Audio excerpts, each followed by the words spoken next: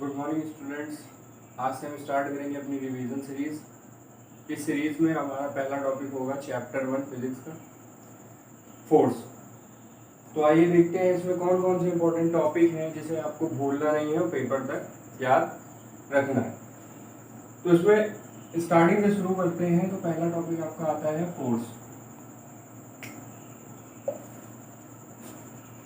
Force force क्या है, जिसे हिंदी में बोले तो बल, जो किसी भी ऑब्जेक्ट को मूव करा दे कुछ दूरी तक, किस डायरेक्शन में, जिस डायरेक्शन से फोर्स लगा हो या जिस डायरेक्शन में फोर्स लग रहा हो। ठीक, सिंपल सा फॉर्मूला होता है, सबको मालूम है, F = m × a।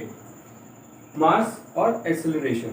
एक्सेलरेशन क्या, चेंज ऑफ वेलोसिटी जब तक नहीं होगी तब तक फोर्स हम मेजर नहीं कर पाएंगे, क्योंकि कांस्टेंट वेलोसिटी पे आपका फोर्स जीरो हो जाता है, इसलिए हमें चेंज ऑफ वेलोसिटी लेनी पड़ती है। क्यों? अगर रेस्ट की बात करें तो उसमें तो आप कांस्टेंट वेलोसिटी से अगर मूव करा दें तो वहां पे तो आप फोर्स मेजर कर लेंगे, लेकिन अगर मूविंग बॉडी है वो कांस्टेंट वेलोसिटी से मूव कर रही है, तब आपको अगर पूछा जाए कि आप कितना फोर्स लगा रहे हो तो आप मेजर नहीं कर पाओगे, क्योंकि कांस्टेंट वेलोसिटी से तो वो पहले ही मूव कर रही है। फिर आप फोर्स लगाओगे तो फोर्स कैसे मेजर कर लोगे? तो इसके लिए हमें एक टर्म लेना पड़ता है, एक्सेलरेशन। इसकी वैल्यू क्या होती है from first equation of motion से, v - u/t।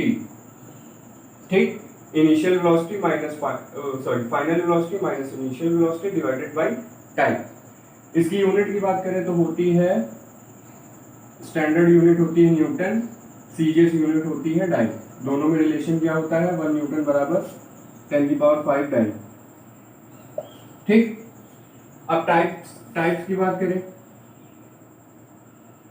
टाइप्स में दो तरीके के होते हैं। पहला होता है कांटेक्ट, दूसरा होता है नॉन कांटेक्ट। कांटेक्ट, जब फोर्स और ऑब्जेक्ट के बीच में डायरेक्ट अटैचमेंट हो, यानी आप उसे टच करके फोर्स लगा रहे हो, सिंपल सी भाषा में बोले तो वो आपका कांटेक्ट फोर्स होता है। नॉन कांटेक्ट में क्या होता है, जब दोनों के बीच में डायरेक्ट फिजिकल कांटेक्ट ना हो, कुछ डिस्टेंस से फोर्स लग रही हो। एग्जांपल के लिए आप मैग्नेट ले लीजिए, दो मैग्नेट में अट्रैक्शन या रिपल्शन कुछ दूरी से ही स्टार्ट हो जाता है। अब बात करें कांटेक्ट की,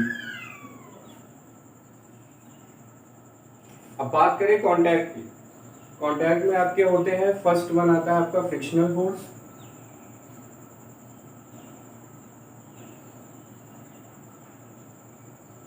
ठीक, फ्रिक्शनल फोर्स क्या, फ्रिक्शन को हम सिंपल सा बात करें तो फ्रिक्शन होता है जब दो ऑब्जेक्ट के बीच में क्या होती है, रगड़ बोलते हैं जिसे हिंदी में। वो रगड़ मतलब दोनों के बीच में अपोजिट फोर्स लगना स्टार्ट हो जाता है। अगर आप बात करें किसी ऑब्जेक्ट को आप एक डायरेक्शन में मोशन दे रहे हैं, लेकिन उसके कांटेक्ट में जब अर्थ आ जाती है या कोई सरफेस आ जाती है तो उसमें क्या होता है, अपोजिट डायरेक्शनल फोर्स इंड्यूस हो जाता है, जो आपकी फोर्स को मिनिमाइज करने की कोशिश करता है कि ऑब्जेक्ट पोजीशन ना छोड़े, उसे हम बोलते हैं फ्रिक्शनल फोर्स। इसकी डायरेक्शन अपोजिट होती है। अगर आप डायरेक्शन ऑफ मोशन पॉजिटिव ले रहे हैं तो फ्रिक्शनल फोर्स की डायरेक्शन अपने आप नेगेटिव हो जाएगी। ये कितनी होती है, जितना आपके ऑब्जेक्ट का वेट होता है। ठीक, जितना आपके ऑब्जेक्ट का वेट होगा फ्रिक्शनल फोर्स की वैल्यू उतनी ही होगी। तो आपको मोशन कराने के लिए इसके वेट से ज्यादा फोर्स लगाना पड़ेगा। अब बात करते हैं नेक्स्ट, नॉर्मल रिएक्शन फोर्स।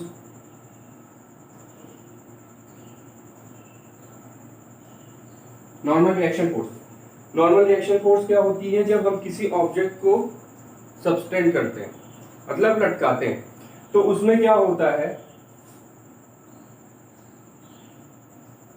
उसका वेट जो होता है वो डाउनवर्ड एक्ट कर रहा होता है। ठीक, वेट होता है डाउनवर्ड एक्ट कर रहा होता है, लेकिन उसको बैलेंस करने के लिए हम क्या करते हैं, एक वर्चुअल फोर्स लेते हैं अपवर्ड डायरेक्शन में सेम वैल्यू का, जिसे हम बोलते हैं नॉर्मल रिएक्टिंग फोर्स या नॉर्मल रिएक्शन फोर्स। नॉर्मल मतलब दोनों के बीच में एंगल कितना होता है, 180 डिग्री का। ठीक, तो डायरेक्शन का अंतर होता है, बाकी वैल्यू सेम होती है, बस इतना याद रखना है, ये वर्चुअल फोर्स है। ठीक, वर्चुअल फोर्स है। टेंशन वर्चुअल फोर्स नहीं होगा। अब बात कर लेते हैं टेंशन की। टेंशन वर्चुअल फोर्स नहीं होगा क्योंकि वो एक्चुअली स्ट्रिंग पे लग रहा होता है। तभी आपको क्या होता है, कोई ऑब्जेक्ट अगर स्ट्रिंग की स्ट्रेंथ से हैवी हम उस पर लटकाते हैं तो स्ट्रिंग क्या हो जाती है, टूट जाती है। क्यों टूट जाती है? क्योंकि उसमें टेंशन लग रहा होता है। नॉर्मल रिएक्शन फोर्स तो आपका हर जगह होगा, आप सीधे भी खड़े हैं तो आपका वेट नीचे की तरफ, नॉर्मल रिएक्शन फोर्स ऊपर की तरफ। लेकिन टेंशन क्या होता है, जब उन दोनों के बीच में कोई मीडियम आ जाए। स्ट्रिंग की बात कर ले, आपकी कोई भी स्ट्रिंग ले लें, जैसे रोप हो गई, आपका इलास्टिक बैंड हो गया, कुछ भी हो गया, उसमें क्या होता है, आपकी टेंशन लग रही होती है। अब बात करते हैं टेंशन के बाद, टेंशन के बाद आते हैं हम स्प्रिंग पे। ठीक, स्ट्रिंग का ही कॉइल्ड वर्जन होता है जिसे हम बोलते हैं स्प्रिंग। ठीक, मेटालिक वायर को जब हम कर्व प्रोवाइड करते हैं तो उसमें क्या हो जाता है, प्रॉपर्टी इंड्यूस हो जाती है जिसमें जितना फोर्स आप पुल करेंगे उतने ही फोर्स से वो अपनी पोजीशन वापस ले लेगी। ठीक, तो स्प्रिंग पे कैसा होता है, अगर मान लीजिए आपने दोनों एंड पे स्प्रिंग के ऑब्जेक्ट लगाया और कुछ दूरी पे रख दिया तो वो क्या होगा, रिकॉइल होना शुरू होगी और रिकॉइल होते होते वो अपनी इनिशियल पोजीशन पे आ जाएगी। तो ये फोर्स कैसा होता है, आपको एक डायरेक्शन में फोर्स लगाना है, अब वो अपने को रिकॉइल करने के लिए डिफरेंट डायरेक्शन में फोर्स अपने आप लगा लेती है। अब लास्ट की बात करते हैं, लास्ट में आपका आता है कोलिजन। कोलिजन, कोलिजन क्या होता है, जब आपकी दो ऑब्जेक्ट एक इधर से और एक इधर से, मान लीजिए वेलोसिटी एक की v1 है एक की v2 है, मास m1 है और m2, दोनों आके क्या हुए, दोनों सेम डायरेक्शन में मूव कर रहे हैं, आके टकराए फिर अपोजिट डायरेक्शन में चले गए, तो इसे हम बोलते हैं क्या, कोलिजन। जब टकराए तो उनके बीच में क्या होता है, एनर्जी एक्सचेंज होती है। अब इसमें दो तरीके के कोलिजन होते हैं, पहला होता है इलास्टिक और दूसरा होता है इनइलास्टिक। इलास्टिक मतलब क्या, जब एनर्जी का चेंज ना हो, केवल डायरेक्शन का चेंज हो। ठीक, एनर्जी क्या हो, दोनों की बराबर हो। कब होगी, जब मास m1 और m2 बराबर हो या v1 v2 बराबर हो तो उनके बीच में एनर्जी बराबर होगी, बस चेंज किस चीज का आएगा कोलिजन के बाद, डायरेक्शन का, तो उसे हम बोलते हैं इलास्टिक कोलिजन। इन इलास्टिक में क्या होता है, इन इलास्टिक में होता है एक की वेलोसिटी कम एक की वेलोसिटी ज्यादा, तो जिसके पास वेलोसिटी ज्यादा उसकी एनर्जी भी ज्यादा होगी। क्यों, फॉर्मूला होता है हाफ mv², तो उसकी एनर्जी जब ज्यादा हुई तो वो क्या करेगा, एनर्जी प्रोवाइड करेगा कम वेलोसिटी वाले को।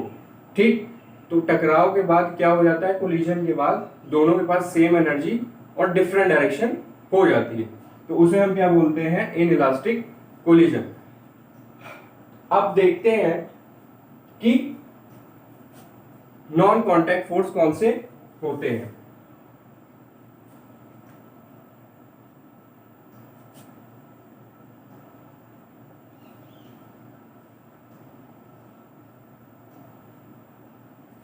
ग्रेविटेशनल फोर्स, ग्रेविटेशनल फोर्स कौन सा होता है, ठीक, attraction towards the centre of earth. ठीक, इसे हम सिंपल सी भाषा में बोले तो ग्रेविटेशनल फोर्स बोल सकते हैं।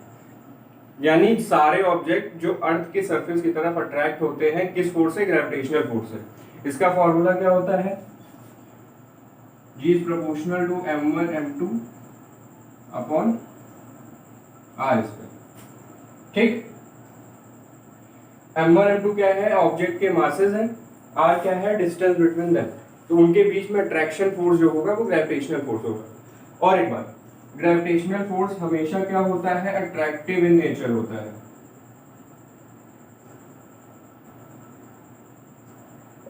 ठीक, अट्रैक्टिव नेचर का ही होगा, ग्रेविटेशनल फोर्स कभी रिपल्सिव नेचर का नहीं होता। रिपल्सिव नेचर आएगा तो क्या हो जाएगा, कोलिजन हो जाएगा। ठीक, ग्रेविटेशनल है तो क्या है, अट्रैक्टिव है। अब बात करते हैं इलेक्ट्रोस्टैटिक।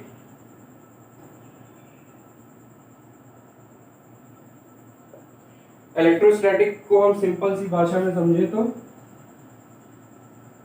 जो इलेक्ट्रॉन की वजह से फोर्स इंड्यूस हो रहा होगा इलेक्ट्रॉन के मोशन की वजह से, तो उसे हम क्या बोलेंगे, इलेक्ट्रोस्टैटिक। सिंपल सी भाषा में बोले, जब करंट फ्लो होती है तो वो क्या होती है, निगेटिव टू पॉजिटिव फ्लो होती है। ठीक, वो बात की बात है कि क्या होता है केमिस्ट्री के हिसाब से, लेकिन अगर सिंपल सी भाषा में बोले तो निगेटिव से पॉजिटिव की तरफ इलेक्ट्रॉन फ्लो होता है, तो उसे हम क्या बोलते हैं, इलेक्ट्रोस्टैटिक फोर्स बोलते हैं। ये क्या होगा, attractive as well as repulsive दोनों हो सकता है। Magnetic force exerted by magnets is called magnetic force। अब मैग्नेट्स क्या, सिंपल सा अगर देखें, दो मैग्नेट ले लें, ठीक, अपोजिट पोल को रखेंगे तो अट्रैक्टिव होगा, सेम पोल को रखेंगे तो रिपल्सिव होगा। क्यों होगा, क्योंकि इनमें है मैग्नेटिक फील्ड लाइंस, वो कुछ एरिया कवर करती हैं जिसके अंदर आप मेटालिक या फिर कोई मैग्नेट अगर इंटर कराते हैं तो वो फोर्स फील करता है, जिसकी वजह से वो क्या अट्रैक्टिव या रिपल्सिव नेचर शो करने लगता है। तो इसमें इंपॉर्टेंट चीज क्या है, मैग्नेटिक फील्ड्स जो कुछ एरिया कवर करती हैं। अब ये भी क्या है, अट्रैक्टिव और रिपल्सिव हो सकता है। तो ये बात हो गई आपके टाइप्स ऑफ फोर्सेस की। अब आगे चलते हैं effects of forces.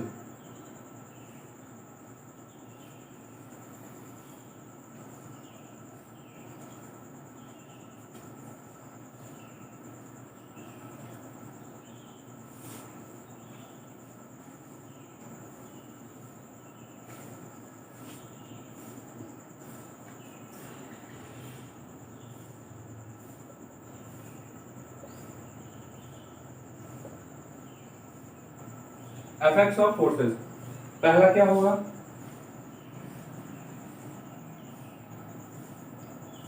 Change in state. ठीक, चेंज इन स्टेट को हम दो भाग में बांटते हैं। पहला क्या है,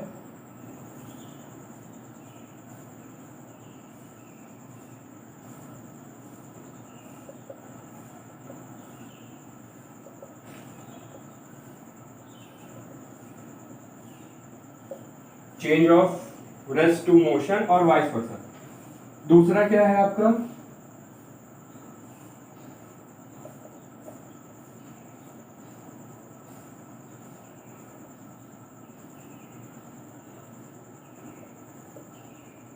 ठीक, दूसरा क्या है आपका, चेंज ऑफ रेस्ट और मोशन और वाइस वर्सा। मतलब फोर्स क्या कर सकता है, रेस्ट टू मोशन भी ले जा सकता है, मोशन टू रेस्ट भी ले जा सकता है। अब देखना क्या है, किस डायरेक्शन में एप्लीकेशन उसका हो रहा है।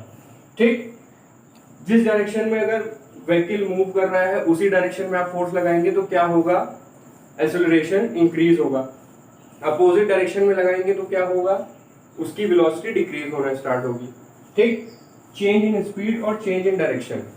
चेंज इन स्पीड बता चुके, अगर सेम डायरेक्शन में लगाएंगे तो क्या होगी, स्पीड इंक्रीज या डिक्रीज करेगी। अब बोथ डायरेक्शन कैसे चेंज होगा, डायरेक्शन चेंज करने के लिए आपको क्या करना पड़ेगा, उसके परपेंडिकुलर डायरेक्शन में फोर्स लगाना पड़ेगा। अगर मोशन इधर हो रहा है तो परपेंडिकुलर डायरेक्शन में जब आप फोर्स लगाएंगे तो उसकी डायरेक्शन चेंज होना स्टार्ट हो जाएगी। नेक्स्ट पॉइंट क्या आता है, चेंज ऑफ स्टेट की बात हो गई। अब बात करते हैं चेंज इन साइज। ठीक, change in size and shape.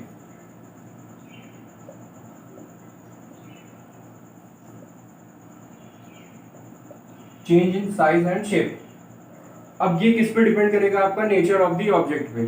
ठीक, कि ऑब्जेक्ट रिजिड है आपका कि नॉन रिजिड है।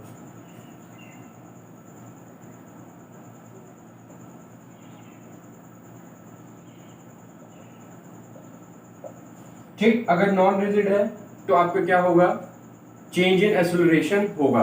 क्यों, वहां पे जो ऑब्जेक्ट के आपके जो पार्टिकल्स होंगे उनका शेप नहीं चेंज हो रहा है, वो क्या कर रहे हैं, उनकी ना डिस्टेंस चेंज हो रही है उन दोनों के बीच में, केवल क्या हो रहा है, वो फोर्स एक्सर्ट कर रहे हैं। जैसा कि फोर्स आप इधर से लगा रहे हैं वैसा ही ट्रांसमिट हो रहा है नेक्स्ट पॉइंट तक। तो वहां पे क्या होता है आपका चेंज इन एक्सेलरेशन। लेकिन जो आपकी नॉन रिजिड बॉडी होती है उसमें क्या होता है, नॉन रिजिड बॉडी में आपका फोर्स तो ट्रांसमिट होता है, लेकिन पार्टिकल का आपकी शेप भी चेंज होने लगती है। शेप चेंज होने की वजह से क्या होता है, मोशन के साथ साथ उस वो डिफॉर्म होना स्टार्ट हो जाता है। ठीक, तो ये चेंज है आपका रिजिड में और नॉन रिजिड में। ठीक, तो जब बात होगी change in size and shape की, तो आपको दो चीजें ध्यान रखनी है कि ऑब्जेक्ट कैसा है, रिजिड है कि नॉन रिजिड है। रिजिड होगा तो उसमें क्या होगा, केवल एक्सेलरेशन इंड्यूस हो रहा होगा, लेकिन अगर बात करें नॉन रिजिड की तो उसमें क्या हो रहा होगा, deformation as well as acceleration भी हो रहा होगा। अब आगे चलते हैं, सीधा हम आते हैं हमारे न्यूटन्स लॉ ऑफ मोशन।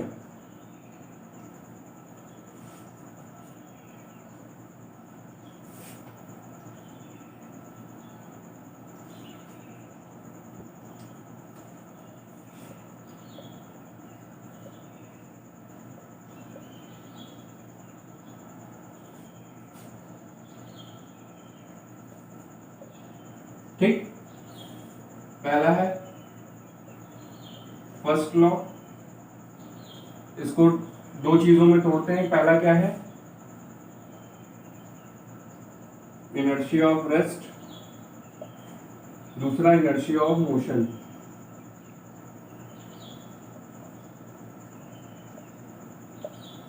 ठीक, दूसरा क्या है, सेकेंड लॉ। तो पहले बात करते हैं फर्स्ट लॉ की। फर्स्ट लॉ में आपकी दो चीजें आती हैं, अगर ऑब्जेक्ट रेस्ट पे है, अगर ऑब्जेक्ट मोशन में। अगर रेस्ट पे है तो आपको कौन सा लग रहा होगा, इनर्शिया ऑफ रेस्ट। इसमें क्या होता है, ऑब्जेक्ट तब तक रेस्ट पे रहेगा जब तक आप कोई एक्सटर्नल फोर्स ना लगाए। ठीक, और इनर्शिया ऑफ मोशन क्या होता है, कोई ऑब्जेक्ट तब तक मोशन में रहेगा जब तक आप एक्सटर्नल फोर्स लगा के उसकी वेलोसिटी या एक्सेलरेशन को डिक्रीज करना स्टार्ट ना कर दे, तब तक वो अपनी कांस्टेंट वेलोसिटी मेंटेन रखेगा। ठीक, सेकेंड लॉ में आते हैं। सेकेंड लॉ में आपको इंपॉर्टेंट रिलेशन मिलता है, कौन सा, F equals to F is directly proportional to delta P upon delta t. पहले बात कर लेते हैं डेल्टा P क्या है, लीनियर मोमेंटम। ठीक, बात करते हैं सेकेंड लॉ ऑफ मोशन की। इसमें पहले बात कर लेते हैं लीनियर मोमेंटम। लीनियर मोमेंटम क्या होता है, जब आपका ऑब्जेक्ट स्ट्रेट लाइन में मूव कर रहा हो तब आपका क्या मोमेंटम क्या होगा, product of mass and velocity आपका क्या कहलाता है, लीनियर मोमेंटम। कब, जब आपका मोशन क्या हो, लीनियर हो। अब टी की बात कर लेते हैं। टी क्या है आपका, टाइम पीरियड है। टाइम पीरियड क्यों, डेल्टा टी मतलब change in time. Change in time मतलब उसका कुछ फाइनल टाइम होगा और इनिशियल टाइम होगा, दोनों को माइनस करेंगे तो आपको एक टाइम की रेंज मिल जाएगी कि इतने मिनट आपको लगे। ठीक, तो ये आपका क्या कहलाता है, सेकेंड लॉ ऑफ मोशन। क्या बोलता है, the force is directly proportional to the rate of change of linear momentum. अब यहां से आपको एक इंपॉर्टेंट रिलेशन मिलता है, कौन सा, फोर्स का F इक्वल्स टू ma वाला। ठीक, वो कैसे, उसके प्रूफ के लिए सिंपल से आपको एक ऑब्जेक्ट लेना है, उसका मास लेना है, उसका इनिशियल मोमेंटम लेना है, फाइनल मोमेंटम लेना है। ठीक, और एक इनिशियल टाइम और एक फाइनल टाइम लेना है। सिंपल से आपको उठा के फॉर्मूले में पुट कर देना है, तो क्या मिलेगा आपको, F equals to P2 minus P1 upon T2 minus T1। ठीक, P2 माइनस P1 क्या होगा, ऑब्जेक्ट का मास सेम है, चेंज क्या हुआ है, वेलोसिटी, तो मास हम बाहर ले सकते हैं। ठीक, क्या होगा, v minus you upon T, और v minus you upon T आपको क्या कहलाता है, v minus you upon T आपको कहलाता है एक्सेलरेशन। कौन सा, first law of, first equation of motion से। तो ये आपको क्या हो गया, आपका रिलेशन आ गया। अब बात आगे चलते हैं थर्ड लॉ ऑफ मोशन पे।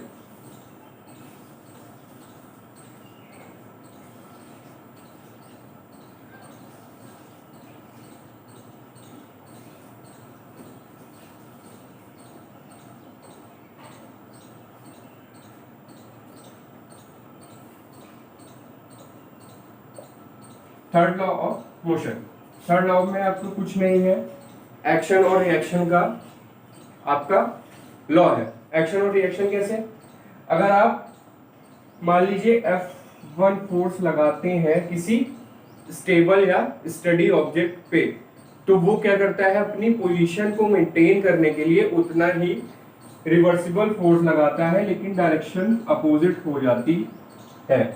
सिंपल सा कहने का मतलब बस इतना है, F1 equals to minus F2। ठीक, केवल किस लिए, जो आपका रिएक्शन फोर्स होगा वो आपका वर्चुअल फोर्स है।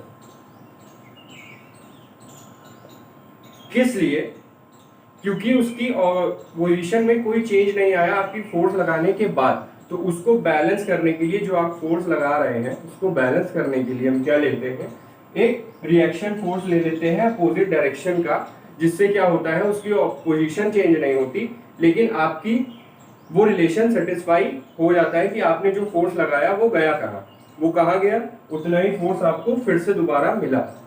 ठीक, तो इतनी बात हो गई आपकी न्यूटन्स लॉ ऑफ मोशन में। अब बात करते हैं मोमेंटम की, मूवमेंट की।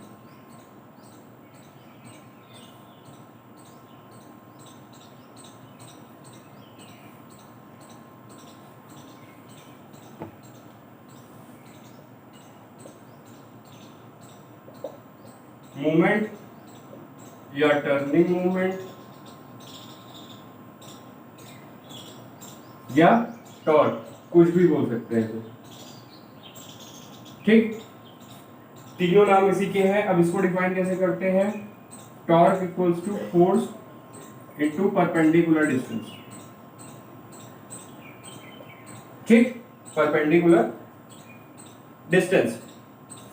अब बात करते हैं कि मान लीजिए परपेंडिकुलर डिस्टेंस है, दो ऑब्जेक्ट ऐसे रखे हुए हैं। ठीक, तो एक डिस्टेंस तो आपकी ये वाली हो गई, इन दोनों को सम कर ले। और परपेंडिकुलर डिस्टेंस कौन सी हुई, एक के सेंटर से दूसरे के सेंटर तक जो मिनिमम डिस्टेंस होगी। तो परपेंडिकुलर का डिस्टेंस का मतलब क्या है, यहाँ पे मिनिमम डिस्टेंस। बस जो भी आपकी मिनिमम डिस्टेंस होगी दो ऑब्जेक्ट के बीच में, उसे हम क्या बोल देंगे, परपेंडिकुलर डिस्टेंस। अब बात करते हैं फोर्स स्केलर है कि वेक्टर है।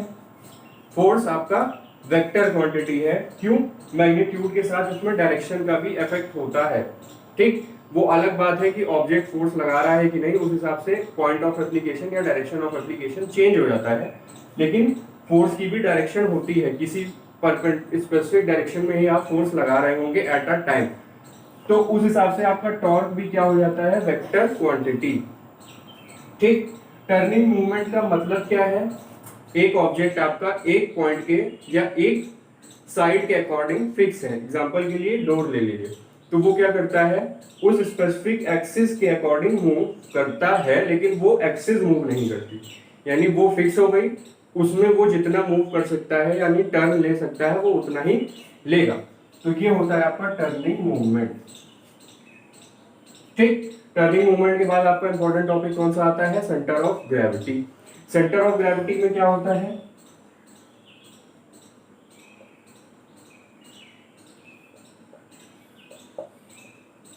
सेंटर ऑफ ग्रेविटी दो तरीके के सेंटर होते हैं, centre of mass, centre of gravity. पहले बात कर लेते हैं centre of mass. Centre of mass क्या है, कोई भी ऑब्जेक्ट होगा उसका कुछ मास होगा, वो मास क्या होगा, एक पॉइंट के अकॉर्डिंग या एक पॉइंट के अराउंड कंसंट्रेटेड होगा। ठीक, और वो पॉइंट कौन सा होता है, जनरली जो उसका सेंटर पॉइंट होगा बॉडी का, वहीं पे मास क्या होता है, पूरी बॉडी का कंसंट्रेटेड रहता है। ठीक, तो कोई भी रेगुलर या इरेगुलर बॉडी होगी, उसका जो सेंटर होगा वो आपका सेंटर ऑफ मास कहलाएगा। लेकिन सेंटर ऑफ ग्रेविटी के केस में ऐसा नहीं है। ठीक, अगर रेगुलर बॉडी, ठीक, सेंटर ऑफ ग्रेविटी में दो केसेस होते हैं, एक रेगुलर और एक इरेगुलर का केस। तो रेगुलर का क्या होता है, जो उसका सेंटर होगा वही आपका सेंटर ऑफ ग्रेविटी कहलाएगा। ठीक, जैसे रेक्टेंगल लिया तो दोनों डायगोनल यहाँ कट करेंगे, वही आपका क्या हो जाएगा, सेंटर ऑफ ग्रेविटी। लेकिन अगर इरेगुलर बॉडी है ऐसा कुछ, ठीक, तो ये क्या होगा, पहले इसकी नियर बाय जो रेगुलर बॉडी होगी उसमें कन्वर्ट होगा, उसके बाद सेंटर ऑफ ग्रेविटी निकलेगा। और क्या होता है, इनरेगुलर बॉडी का सेंटर ऑफ ग्रेविटी कोई जरूरी नहीं है बॉडी के अंदर लाई करे, बॉडी के बाहर भी बहुत केसेस में लाई करता है, लेकिन रेगुलर बॉडी के केस में क्या होता है, इनसाइड ही लाई करेगा। तो ये कुछ चीजें आपको याद रखनी है। मूवमेंट में एक टॉपिक छूट गया, एंटी क्लॉक एंड क्लॉकवाइज का। तो आपका जो क्लॉकवाइज होता है उसे हम निगेटिव लेते हैं, एंटी क्लॉक जो होता है उसे हम पॉजिटिव लेते हैं। अब लास्ट टॉपिक की तरफ चलते हैं, सेंट्रीपिटल एंड सेंट्रीफ्यूगल फोर्स।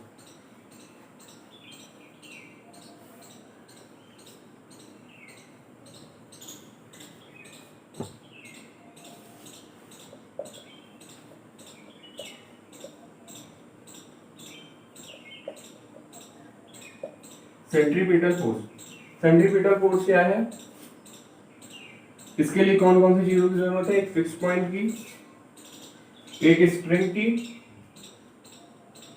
एक ऑब्जेक्ट की। इसको आप क्या करेंगे, घुमाना शुरू करेंगे तो ये क्या होगा, एक सर्कुलर पाथ क्रिएट करेगा। ठीक है, सर्कुलर पाथ क्रिएट करेगा। सर्कुलर पाथ क्रिएट करने की वजह से क्या होगा,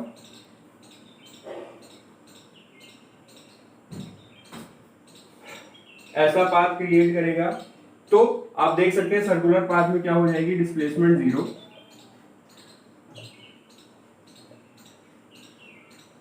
ठीक, डिस्प्लेसमेंट जीरो हो गई तो आपका टॉर्क भी जीरो हो जाएगा।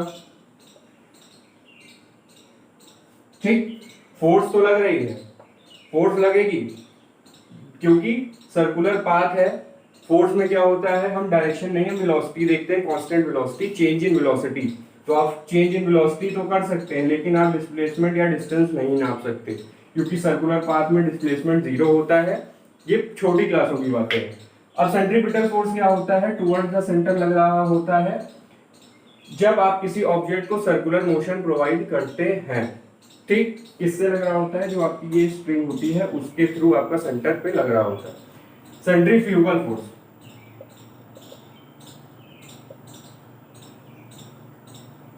हाँ और एक बात, वर्क भी आपका क्या होगा, जीरो होगा। ठीक, वर्क क्यों, force into displacement, displacement zero, work zero है।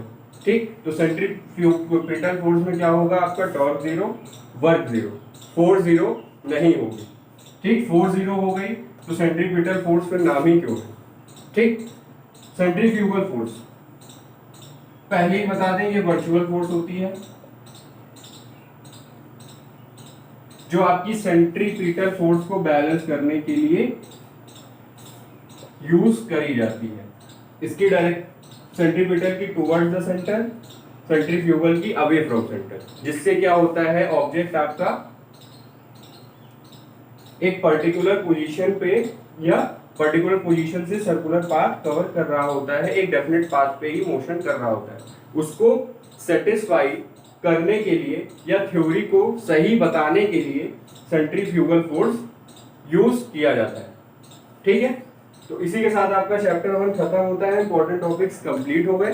कोई भी डाउट्स हो तो आप व्हाट्सएप पे पूछ सकते हैं। आज के लिए इतना ही, थैंक यू।